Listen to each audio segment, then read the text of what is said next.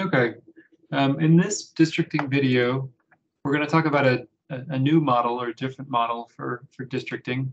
And it's actually very similar to facility location models that we've talked about in class. Okay, so the model that we're going to impose or implement next is based off of, it's actually a paper from the operations research literature, actually from the journal that's called Operations Research back from 1965, I believe. A paper by Sid Hess and some others.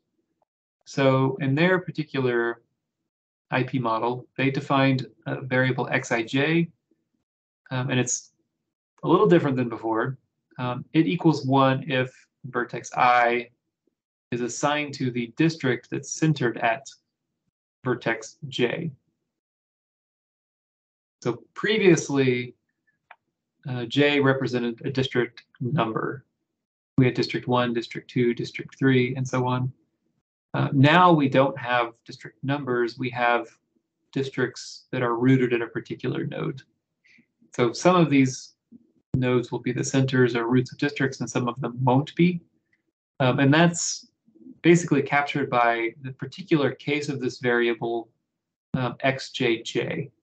So xjj means it's 1 if vertex j is assigned to the district centered at itself. So that would mean that it's a center or a root of a district. Okay, so then we have this constraint saying that we need to pick exactly k of these vertices to be district roots.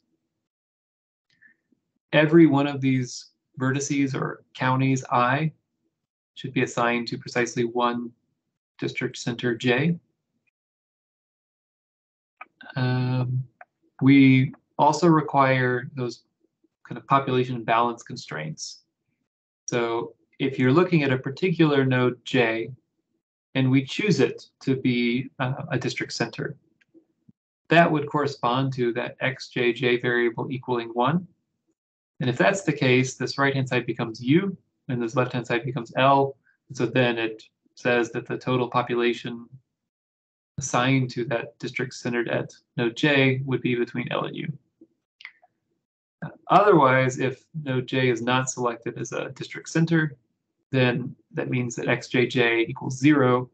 So then this side becomes 0, this side becomes 0, and then no vertex I, or I guess more precisely, no population can be assigned to the district centered at node j. We also have these kind of coupling constraints that say if you want to root a district at vertex j, or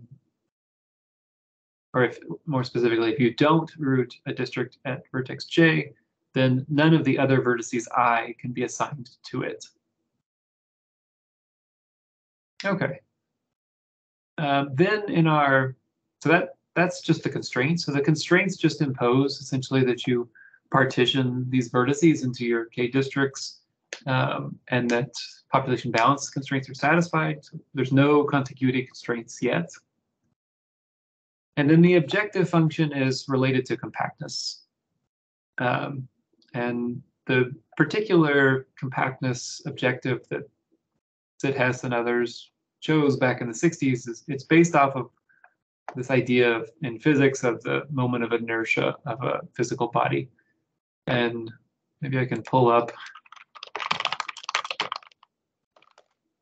inertia on Wikipedia or something.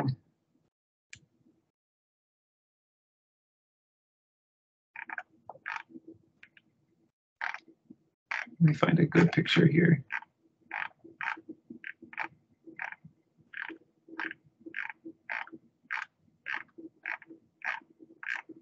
Oh boy. Okay, running away from the pictures. Okay, so the moment of inertia of something, let's say like this flywheel, I guess, it has a center, or like a center in terms of mass, and then every piece of this flywheel is at some distance from that center. And then the moment of inertia is related to essentially just taking every single point on this flywheel, calculating its distance to the center, squaring that distance and then multiplying it by the mass of that point. Essentially just add this up over all of the points in our flywheel, or maybe integrate. But eventually you get something that looks like kind of mass times like that distance squared. So the more compact in shape this object is, the smaller the moment of inertia will be.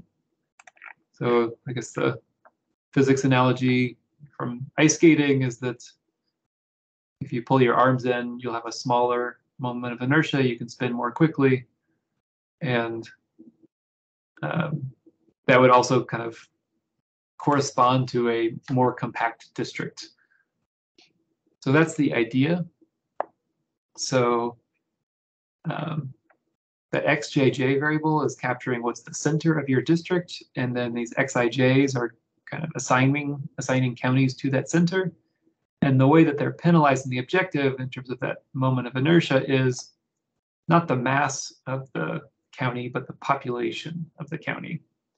And we multiply that by the distance from that county I to the center county j squared. So that's the kind of the costs that we choose to assign county I to the district centered at county j. So that's this wij value. And that we plug into this objective function up here. Okay, so this is the model that we're going to code up. So let's go back to our starters, and we'll go to this D6, minimize moment of inertia. Okay, and we're going to have to edit this slightly. I guess one, I need to make sure I'm getting the correct file path. Okay, let's import Jerry chain, read in the graph. Okay, now after we read this in, let's go ahead and print some information. Some information that we read in. Okay, so we've got the name of the county, which will now be named 20. We have its population. And then we also have kind of the x and y coordinates, or the lat and long coordinates of each of these counties, or the centers of these counties anyway. So let's do this. I guess one thing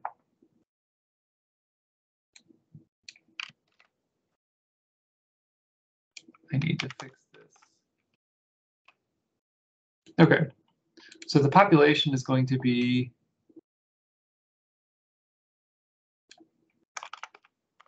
that. And then I'll go ahead and do the same thing like I did before, where I assign that population to this totpop attribute. Just makes things a little easier.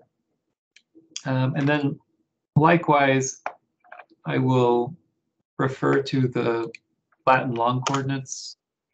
First, this information is stored in our graph, and it's stored in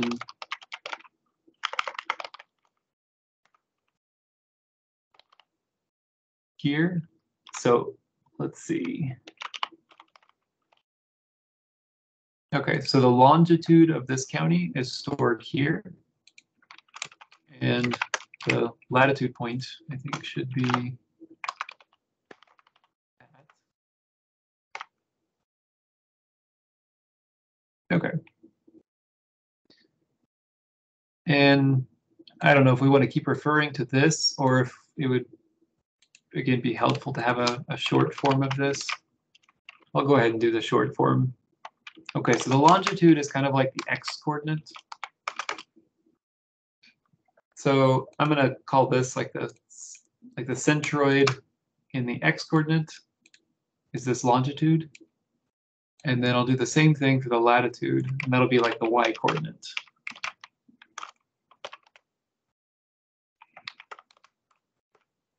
Okay.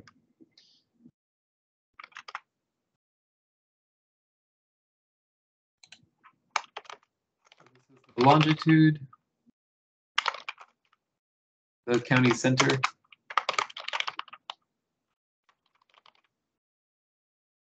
The latitude. Okay. So then we'll have node this is such and such county, which has population this and is centered at, and then let's go ahead and plug in our X and Y coordinates.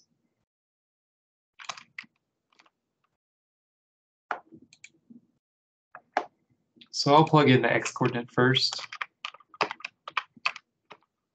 then the Y coordinate.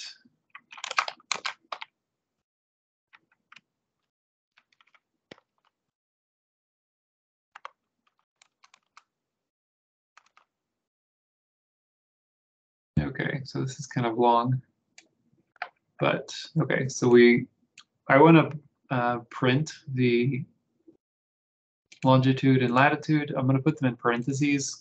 So this is like an XY coordinate.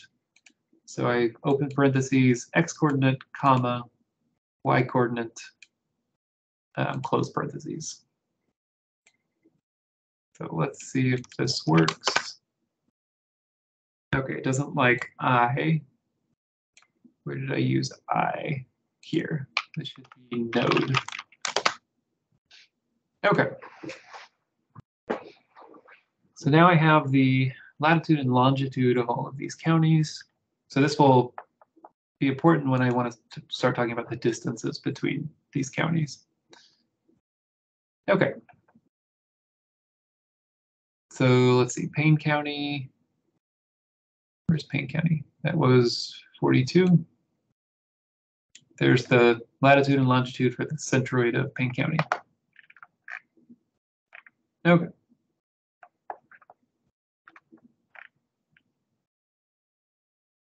So if we were interested in calculating the distance between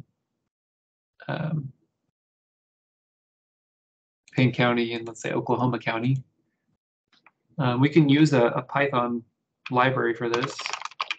So we'll use this one.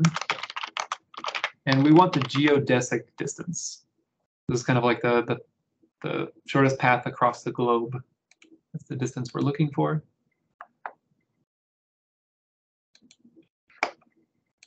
Okay. Maybe I'll just run this cell just to see if I have this installed. Okay, and I do have this installed. If for whatever reason you don't have this GeoPy package installed, just uncomment this and run this cell, and I think it'll get it for you.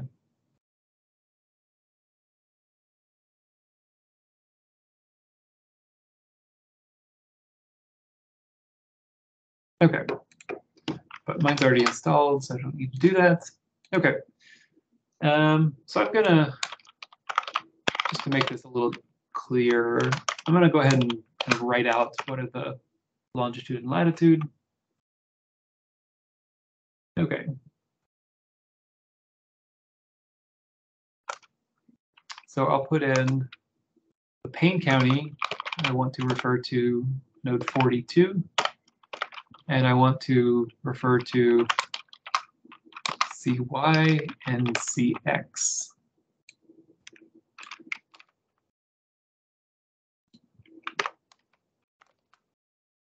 So I think this is actually latitude and longitude. Okay. That's for Payne County. I'll do the same thing for Oklahoma County and Tulsa County.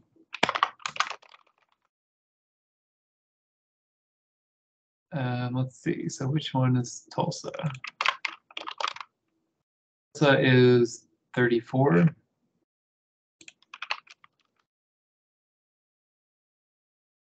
And Oklahoma County, I think, was 6. Yes.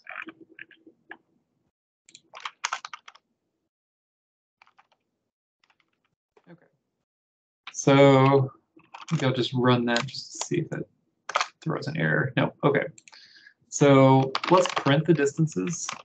So the distance from Payne to Oklahoma County is, and we're going to use that geodesic function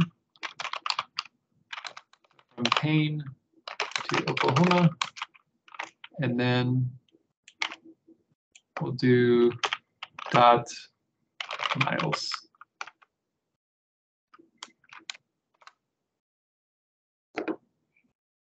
Okay, so it says that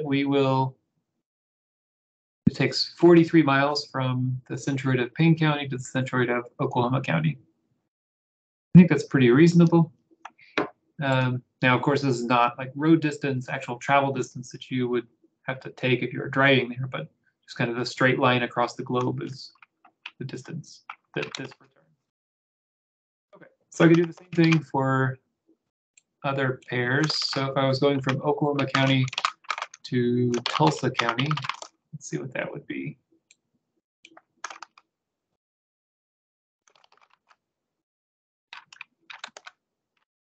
$91 miles, that seems plausible again. And then what if we went from Tulsa back to Payne?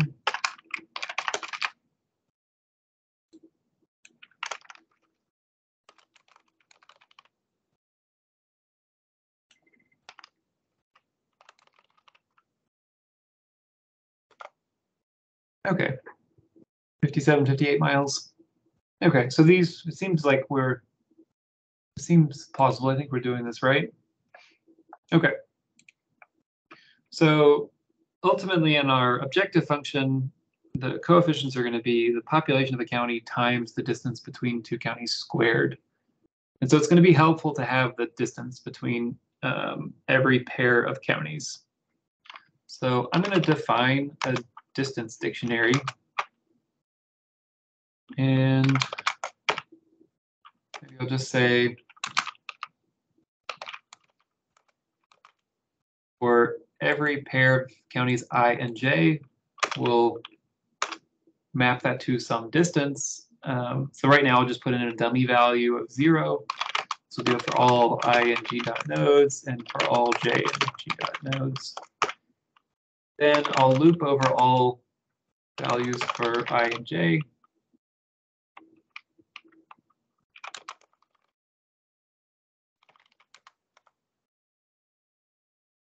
Okay. So county I has some location, like the latitude and longitude. So this will be like what we did up here, but instead of 42, I'll do node I. And then I'll do the same thing for j.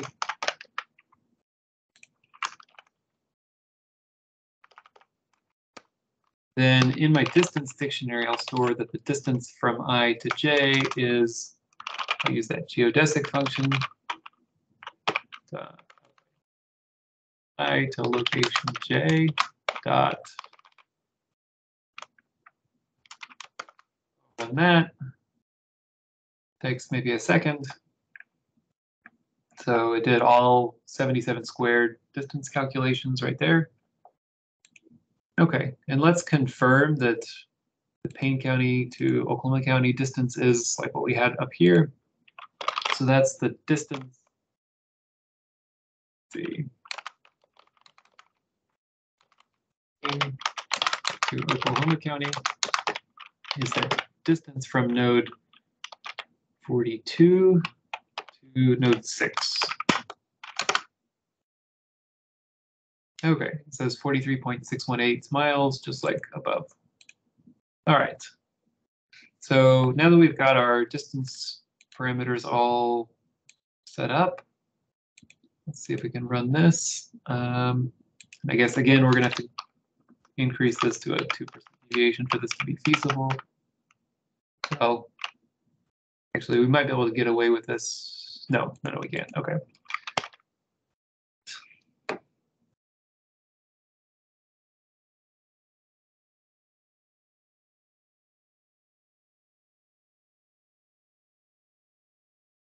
Okay.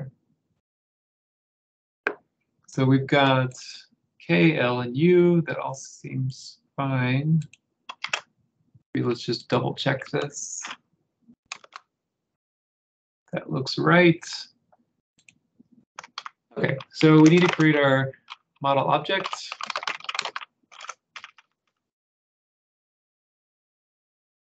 We need to create our variables. And we'll have a variable for each I and G dot nodes, and also a variable for each J and G dot nodes. And these will all be binary.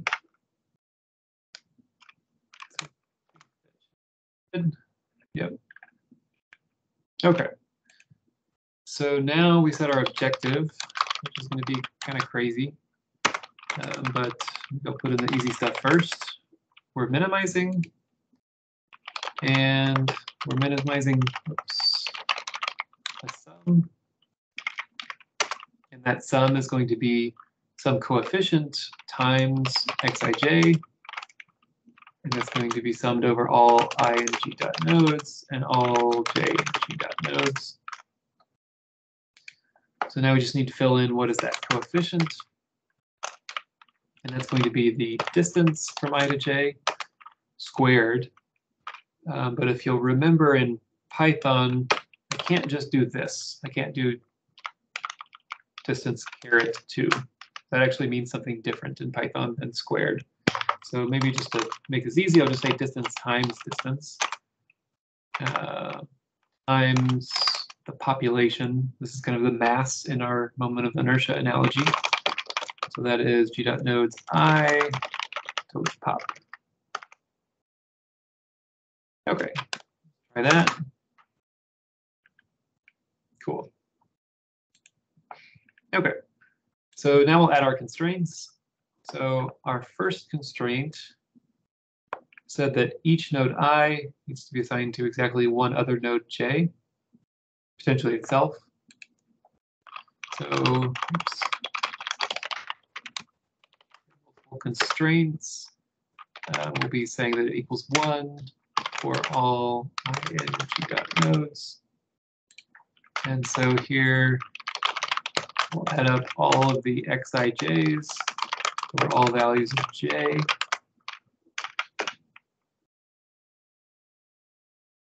Okay. Our next constraint is that if we look at all these xjj variables, these are kind of the center or root variables. We've got to pick exactly k of them. And there's just one constraint here. We don't have any quantifiers over here.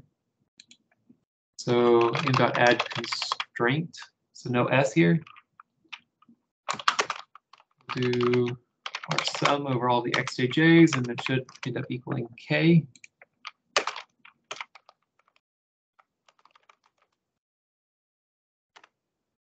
Something like that. Okay. Next up are our population balance constraints. And we have these constraints for all j's. And I guess the lower part of this constraint says the population is at least L times xjj. And so then we just have to figure out what's that population that's assigned to node J. So that is G dot nodes I total pop times xij for all I and G dot nodes. Okay. For the lower bound, then we'll also need the upper bound. Okay, so we have our population balance constraints. So we have all of these guys. So just all we need left are these coupling constraints. So add a constraint, or I guess we have multiple of these, so we need to make sure I have the S there. We'll have a constraint for every I, for every J. And the constraint says that xij is at most xjj. I'll probably want to do in update here so it doesn't print so much stuff. Okay. No problems there. Okay. Go ahead and solve. Let's see what happens. Okay. So it seemed to have solved super quickly. It took 1 second. It only visited one branch and bound node. Okay. Depending on your input, maybe which state you're working with, Groby might actually terminate before it's proven like 100% optimality. Sometimes it might terminate with a very, very small gap, like 10 to the minus 6 percentage gap. So if you wanted to make sure that it didn't terminate early and you want to make sure it went all the way to true optimality, you can set one of the parameters in Groby.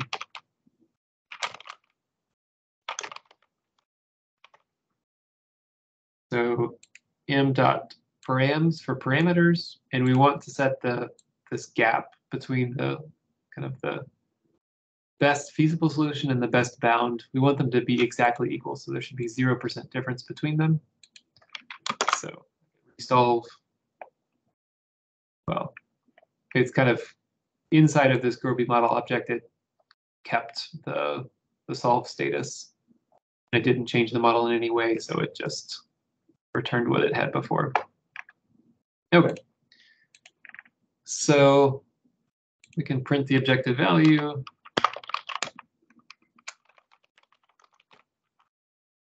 Okay. Now, when we retrieve this districting plane, we have to be a little careful. It's going to be different than what we had before. And the reason is that not every j is going to define a district. So some of these xjj variables are 0, and that means that vertex j or county j is not rooting a district. So those we kind of have to ignore. So what we can do first is figure out which ones are actually rooting a district. So we can say, look at all of the j's for which x j is a value of 1. So that will define the centers of our k districts. Then once we know what the centers are, then we can figure out which nodes I are assigned to them. So yeah, everything else here should be pretty similar. This should be named 20 because we've got 2020 census data. Okay, let's try printing that. Maybe I'll go ahead and add some spaces there. Okay, so there's our objective value. Here are districts, and let's go ahead and try to draw this, because I do need to make sure I get the right file path.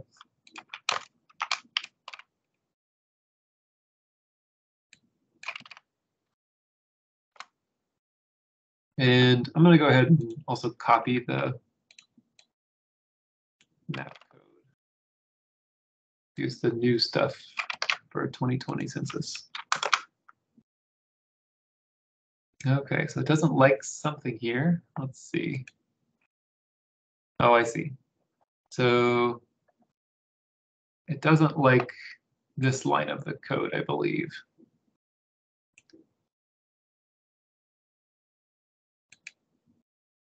So what's going on here is that previously each node I would be assigned to some district number j. But here our x variables are defined in terms of which node I is assigned to which other node j. So how should I fix this?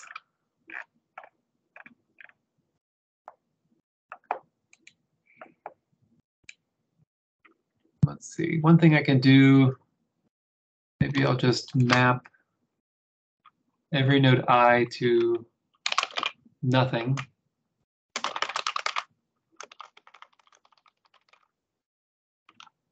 Or maybe I'll put in a dummy value. I'll put in -1. Okay, so then I'll just loop over all of these districts that I've identified. It is districts j. For every node in this district, I will say that I gets mapped to district number J. Okay, I think this should work. Let's try that. Okay, great. So this is a different measure of compactness, this moment of inertia. And you'll see some of these districts don't look super pretty. I mean, this blue district down here kind of snakes in and out. I think what's going on here is that most of the population of this district is on only a few of these nodes. And so it's not penalized for having these jagged borders. It's really just dependent on having the populations close.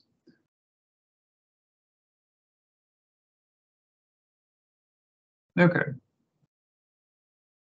I'll say likewise, this green district in the Panhandle and a lot of Western Oklahoma, it doesn't have a lot of, I mean, Oklahoma doesn't have a lot of people over here relative to the rest of the state.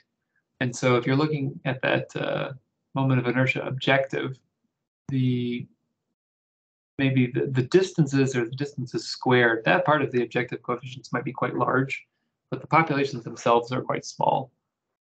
And so since the coefficient is population times distance squared, that objective coefficients maybe aren't too big, and so it's not paying a lot. Okay, we kind of lucked out here, and our solution is actually contiguous, although none of the constraints in our model were imposing that explicitly. So the next lecture, we'll go ahead and write out how to impose those contiguity constraints. Actually, for Oklahoma, we'll end up getting probably this same exact map. But if you're working with some other data set, in fact, if you're working with Oklahoma 2010 census data, this code right here would not generate something that's contiguous. We just got lucky here that this compactness seeking objective function ended up giving us something that was contiguous.